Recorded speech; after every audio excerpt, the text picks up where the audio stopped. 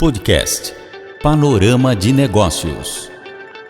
Apoio Ecoala Marketing Digital e Infostúdio Comunicação. Apresentação Milton Paes. Neste episódio do podcast Panorama de Negócios, vamos abordar sobre a importância cada vez maior de uma consultoria na busca de soluções e estratégias socioambientais para empresas e negócios. A adoção de práticas ESG está entre as principais tendências do mundo dos negócios. Cada vez mais, espera-se que as organizações ampliem o olhar para os interesses de seus stakeholders. O termo ESG foi criado em 2005 por Kofi Annan, então secretário-geral da ONU. A sigla faz referência aos princípios de meio ambiente, social e governança corporativa. Sobre todas essas questões, eu estou recebendo a CEO da Inteligente Consult, Fernanda Toledo. A Inteligente Consult é especializada em soluções e estratégias socioambientais para empresas e negócios. Com mais de 20 anos de experiência executiva em grandes empresas, Fernanda Toledo é arquiteta e urbanista, pós-graduada em Direitos Humanos, Gestão Ambiental e Marketing.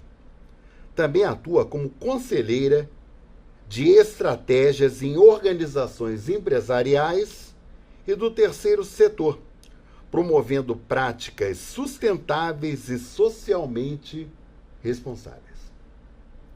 Com o apoio da Ecoala, agência de marketing digital, e da Infostúdio Comunicação, profissionalismo, criatividade e parceria, está no ar o podcast Panorama de Negócios. Fernanda Toledo, é uma alegria imensa te receber aqui no podcast Panorama de Negócios. Obrigado por você ter aceito o convite. Alegria minha. Eu me equivoquei nessa apresentação, foi exatamente isso. Exatamente isso. Até fiquei bastante surpresa aí com toda essa apresentação, mas é esse o nosso caminho atual. Você sabe que eu achei assim estratégico, né? Antes da gente começar esse episódio do podcast, eu estava falando com a Fernanda assim, nossa, Fernanda, como foi estratégico, né? O nome, né? Quando você fala Inteligente Consult, você lembra automaticamente, pelo próprio nome, de estratégia. Sim. E quando você fala em estratégia, seja de negócio, seja o que for, você fala automaticamente de gente. De gente. Né? Exato. São pessoas, por exemplo, que fazem parte daquele sistema. Isso mesmo. E aí, eu queria que você falasse, para quem está nos acompanhando neste momento, sobre o trabalho que vocês realizam, porque assim, gente, a empresa, desenvolve um trabalho a nível nacional. E você vai entender sobre esse tipo de trabalho que é desenvolvido, porque hoje a gente ouve falar muito de ESG e tudo mais, e as empresas hoje, né, elas estão cada vez mais focadas e preocupadas de desenvolver ações nesse sentido. Por quê? Porque a sociedade está mais esclarecida e cobra um posicionamento sobre isso, né? Eu estou errado. Não, é exatamente isso. Acho que caminhamos, né, para um sentido assim muito mais amplo do que só a questão do comércio, né, dos produtos, mas a sociedade num nível de consciência diferente, né? E a Inteligente faz exatamente isso, né? Nós, como o próprio nome diz, nós acreditamos muito no potencial das pessoas. Então, nós entramos nas empresas, nas organizações que normalmente nos pedem esse auxílio para desenvolver estratégias e propor soluções para as questões sociais, ambientais, mas a gente sabe que está ligado tudo isso com a governança de uma empresa. E onde a gente busca o potencial? Nas pessoas que trabalham lá, nas pessoas que são os stakeholders, né? Os clientes, os investidores. Então, nós ouvimos realmente todo esse público para criar a melhor estratégia. E sempre valorizando e respeitando a cultura, né, da própria empresa, o valor que a empresa já tem, as ações que já são realizadas. Então, o nosso papel é sempre de aprimorar, mais um passo. Vamos primeiro responder as questões legais, acho que vale a pena a gente conferir sempre isso, né? E aí propor sempre um passinho a mais para a empresa realmente se destacar no mercado em que ela atua. Você sabe, Fernanda, que cada vez é mais flagrante, extremamente importante, a presença de uma consultoria dentro de uma empresa. As grandes empresas, elas já trabalham, né, com isso de uma certa forma há algum tempo. Mas, no decorrer do processo, a gente tem verificado que as empresas de médio e pequeno porte estão vendo que essa consultoria, muitas vezes, ela é importante sob o ponto de vista de ampliar o modelo de negócio no qual elas atuam. Mas aí vem aquela pergunta. Cara, uma grande empresa, né, ela tem condição, por exemplo, de pagar uma consultoria. Uma média, também. Mas uma pequena, né? Aí eu queria que você explicasse para quem está nos acompanhando nesse momento, né, da estratégia no sentido de atender a essa pequena empresa, porque a Inteligente, ela atende empresas de todos os portes. Sim. Né? Mas eu acho que é uma oportunidade para as pessoas entenderem que, mesmo a pequena, ela tem condição de ter esse atendimento. Exatamente. Né? Eu queria que você falasse sobre isso. Sim, eu acredito que as pessoas às vezes pensam que é muito mais cara do que realmente é.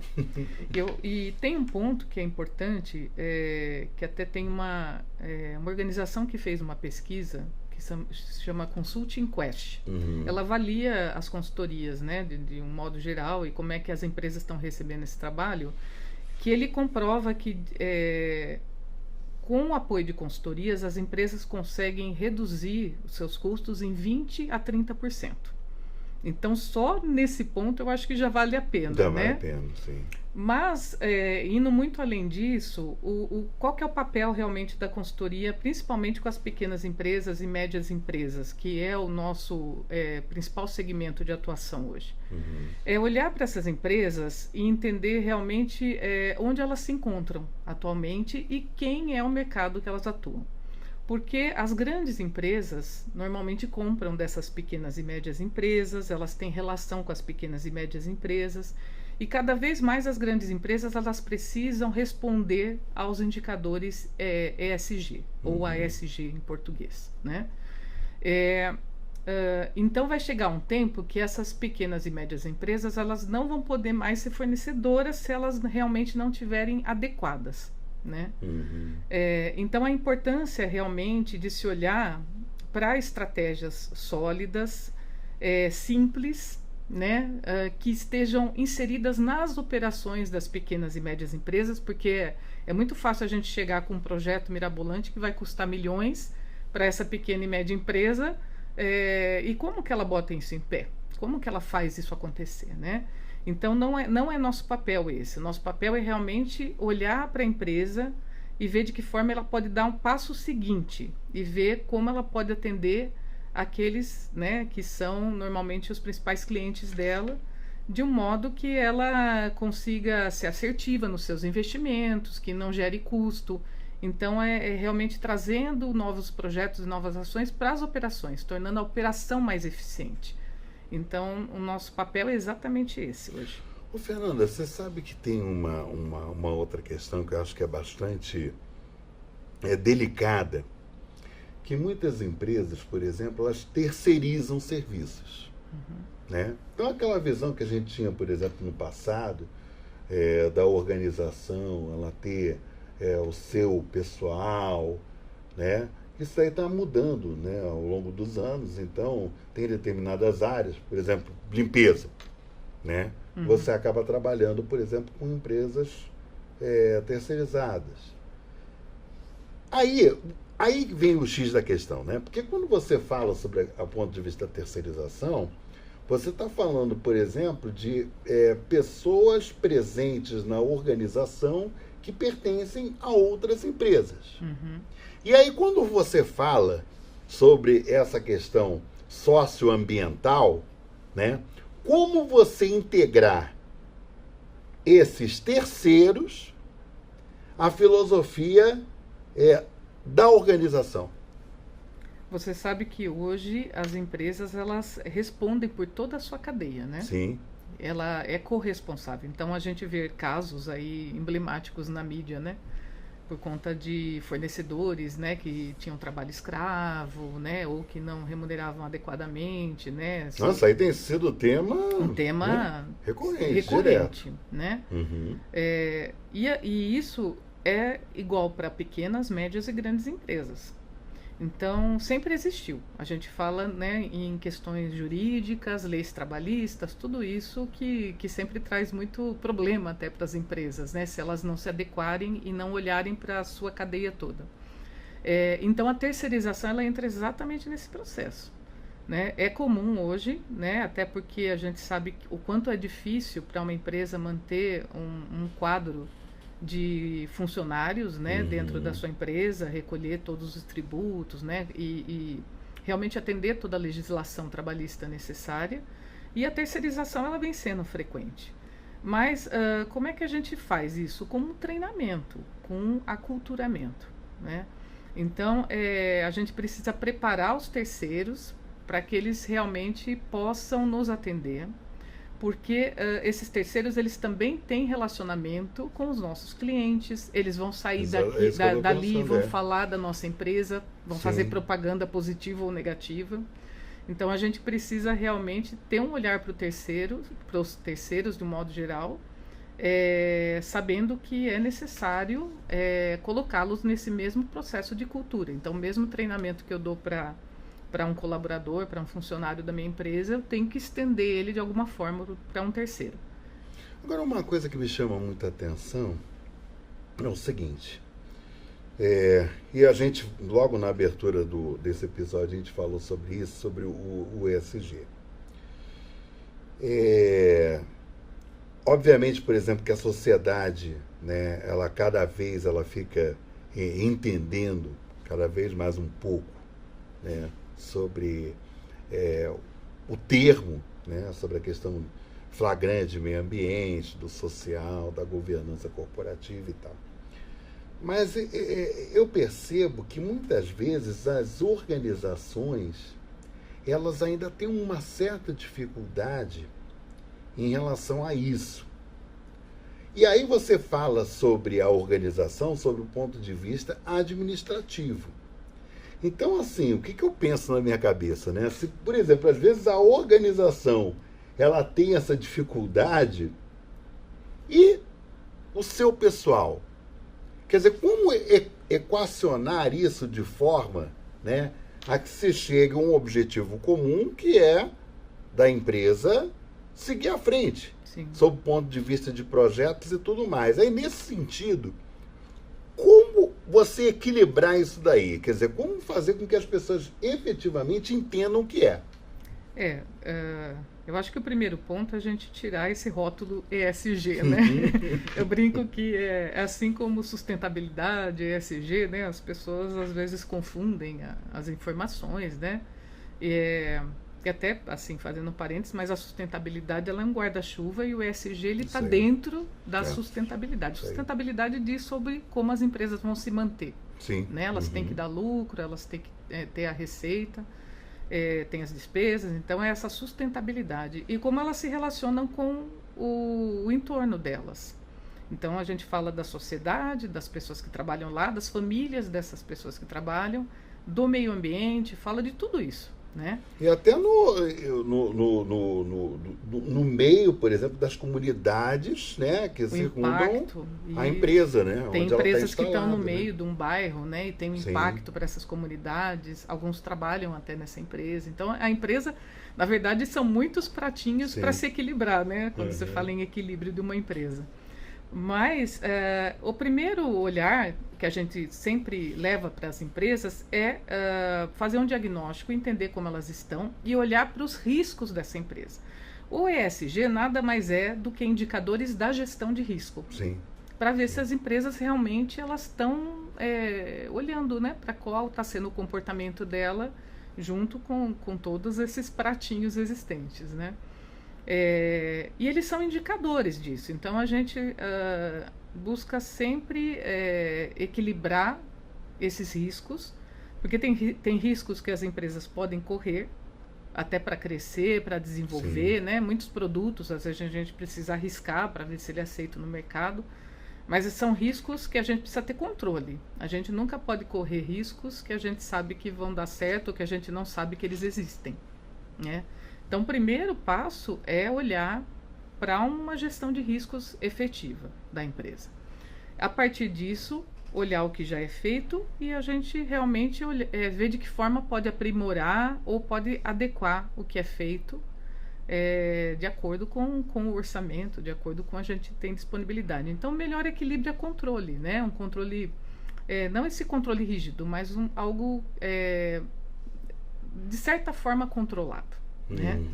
Porque é muito difícil equilibrar tudo isso, sem dúvida. Não, sem dúvida. Inclusive, gente, essa conversa, né, esse bate-papo, eu costumo dizer que o podcast Panorama de Negócios, ele conta histórias de vida, viu?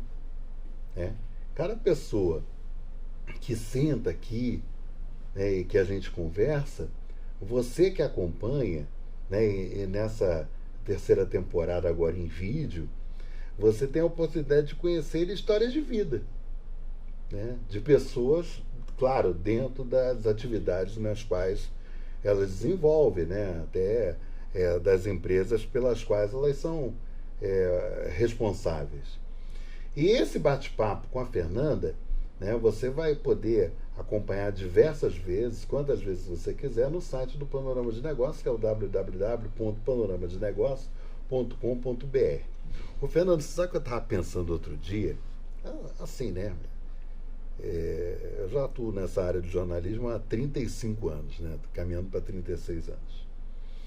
E uma coisa que me chama muita atenção é que antigamente, antes de você pensar, né, nesses termos de ESG e tudo mais, as empresas, por exemplo, elas faziam uma função assistencialista. O que eu estou querendo dizer?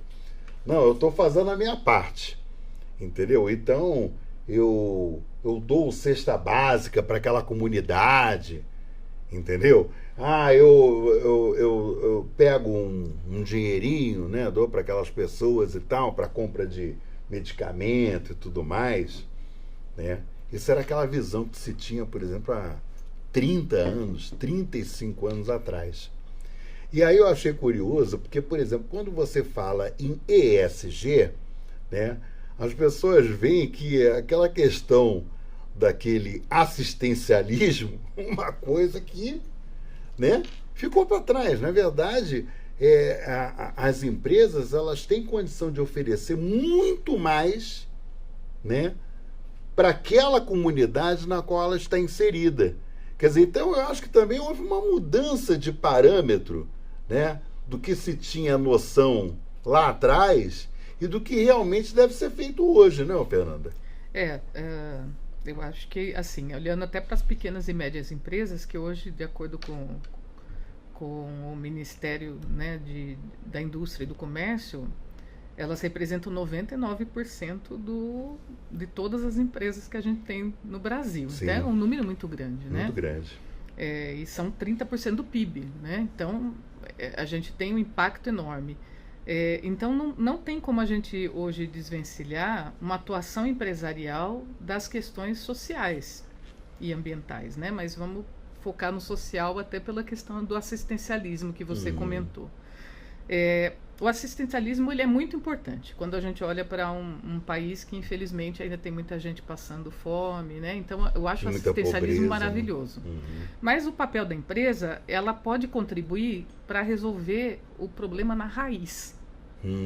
Então a importância dos investimentos sociais privados, né, que é o ISP que a gente fala, para projetos sociais onde a empresa possa levar o que ela mais tem de conhecimento, onde ela mais pode atuar e realmente transformar a vida dessas pessoas. Acrescentar valor, né? Acrescentar valor. Por exemplo, a gente poderia até pensar no caso, por exemplo, de uma cooperativa. Exatamente. Um exemplo, né? Claro, existem inúmeros exemplos aí, mas, por exemplo, uma cooperativa de catadores. Pode ser feito. Né? No sentido, por exemplo, dessa empresa, acho que é isso que eu estou entendendo que você está colocando. Por exemplo, dessa empresa levar expertise para essa cooperativa de catadores. Exatamente. Né? Quer dizer, você sabe que um tempo atrás, acho que foi o presidente Lula, num dos mandatos anteriores, ele comentou, ou foi algum ministro dele, não me lembro exatamente, que virou e falou o seguinte: você tem que ensinar as pessoas a pescar. Entendeu? Não adianta simplesmente você chegar e você fazer aquele assistencialismo. Eu te dou o dinheiro. Não é isso, entendeu? É você chegar, você desenvolver ações que levem aquelas pessoas, por exemplo, à busca uma alternativa de trabalho, de emprego.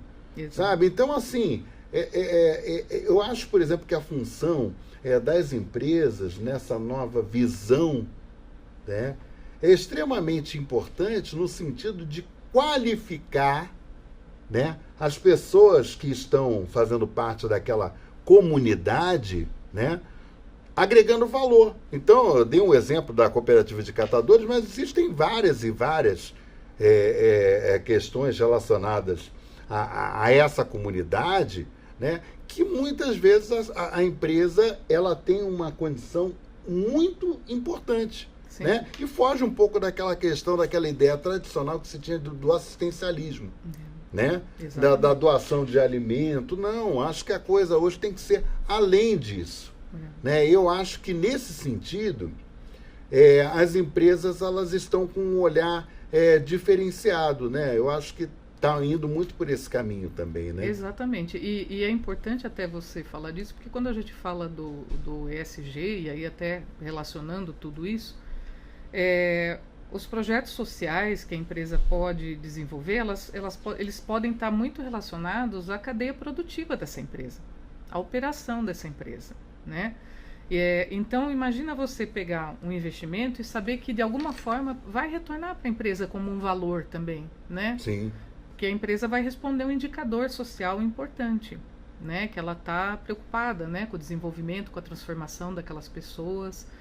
Tem uma questão de voluntariado que fala sobre responsabilidade social corporativa. Sim.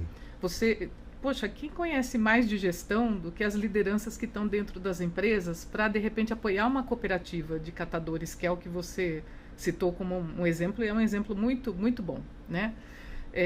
Então, como é que a gente faz essa conexão de informação e leva esse conhecimento todo das empresas para a sociedade? Aliás, acho que isso daí é um grande desafio, inclusive, né? É um grande desafio. Se você for parar para pensar, né? Mas com boas estratégias sociais e bons projetos sociais. E com investimentos assertivos. Porque para as empresas ter hoje recurso financeiro para investir num projeto social ou ambiental, tem que ser algo que vale muito a pena. Sim, sim. Né? A gente sabe o quanto é difícil para uma empresa, especialmente uma pequena e média empresa, né, tirar uma parte do seu lucro, ou disponibilizar uma parte do seu orçamento para investir em projetos sociais e ambientais. Então, a gente tem que usar o que a empresa tem melhor, que são as pessoas. Agora, e por isso é inteligente, né? Você sabe que é um negócio que me chama muita atenção. A gente percebe, Fernanda, que a tecnologia ela avança, né, e de forma muito rápida. E hoje, por exemplo, uma questão que está sendo amplamente discutida é a questão da inteligência artificial. né? Obviamente, tudo na vida, né, a gente tem pontos positivos e pontos negativos. Eu queria uma avaliação sua sobre esse ponto de vista da inteligência artificial, porque, gente, assim, eu estou conversando com a Fernanda, mas a minha cabeça está, né? E eu fico imaginando o seguinte, por exemplo, o trabalho da inteligência artificial dentro de uma estrutura de empresa, levando-se, olha como é que é abrangente a coisa, hein? Levando-se em conta esses critérios ESG, né? Envolvendo, por exemplo, o público interno, né? O público externo, entendeu? Você vê a abrangência disso daqui? Quer dizer, como é que você vê isso daí? Como é que você avalia essa questão, por exemplo, da inteligência artificial dentro desse contexto que eu coloquei agora? Inteligência artificial é um caminho sem volta, né? Sim. Acho que a gente tem que, primeiro, acolher a inteligência artificial, né? Ela traz muitas oportunidades para as empresas, né? Especialmente em eficiência, em inovação. Eu acho que a inteligência artificial, ela, sem dúvida, é um grande aliado, né? Mas ela traz alguns desafios para as empresas e aí para a sociedade, né? E para as empresas enquanto responsáveis pela sociedade também, né? Por quê? Acho que eu vou até destacar o principal na minha leitura, que é uma transformação do trabalho. Né? Sim. A gente passa a ter algumas atividades que eram feitas dentro da empresa por pessoas, tendo muito mais eficiência quando você utiliza a inteligência artificial. Então, como é que a gente prepara essas pessoas para evoluírem? Né? Eu acho que aí é uma responsabilidade, a empresa é corresponsável, né? E a empresa é uma grande oportunidade quando a gente olha na sociedade, né? Porque toda a ideia, a inovação está dentro dela, né? Então, se as empresas conseguirem, aquelas que conseguirem aliar essas duas coisas, garantir que seus trabalhadores não percam o emprego, porque quando a gente demite alguém, a gente está impactando negativamente uma sociedade e a gente tem que olhar de uma forma muito mais ampla. Impactando famílias, né? Exatamente, né? A gente está impactando aquela pessoa, a família dela e outra coisa, ele deixa de ser um consumidor. E tem um ciclo nisso, né? A empresa, ela produz, ela tem que vender, então existe um ciclo que a gente precisa olhar de uma forma mais abrangente e sair daquela miopia que muitas vezes, infelizmente, algumas empresas ficam, né?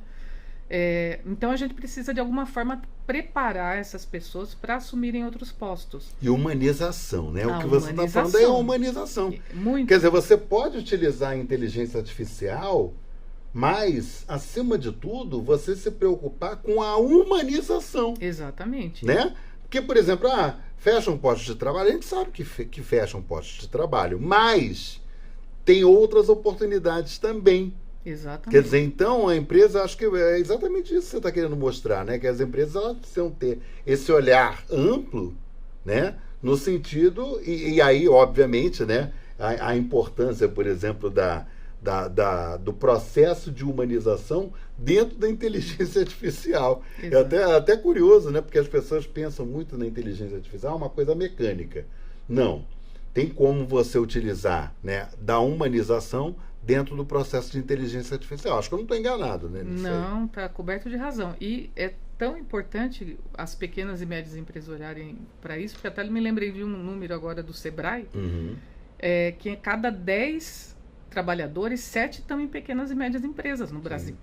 Então, imagina o impacto de uma pequena e média empresa ao olhar para um papel desse, né, de transformação do trabalho, né, junto com aliado da humanização com a inteligência artificial. Exatamente isso. E aquela questão, né, Fernanda, do microempreendedor individual, né, do MEI, né, que ele avança muito e é gerador de muitos empregos, né? Então, quer dizer, isso daí também tem um diferencial. Falando sobre a Inteligente, tá? Consulte, eu queria que você desse, assim, em linhas gerais, para quem está nos acompanhando, né, a atuação de vocês, né? Porque a gente falou assim de uma forma bem pulverizada, mas assim para as pessoas entenderem, né, a importância e a necessidade, gente, de uma consultoria como essa. Tá certo. Bom, a Inteligente Consulta, ela nasce, na verdade, de uma vontade muito grande minha, da minha sócia e das pessoas que trabalham hoje conosco, de levar esse conhecimento que a gente adquiriu ao longo dos anos, né, no mundo corporativo, no terceiro setor e na parceria com o governo. Então, a gente tem hoje uma visão muito ampla do que pode ser proposto enquanto estratégia, enquanto projetos, para os impactos sociais e ambientais especialmente, né? Não só eles, porque quando a gente fala de governança também sempre junto, né? As lideranças têm um papel fundamental em todos esses processos.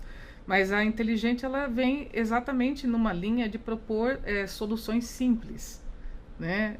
Que caibam realmente dentro de um orçamento de pequenas e médias empresas, que é o nosso foco principal de trabalho.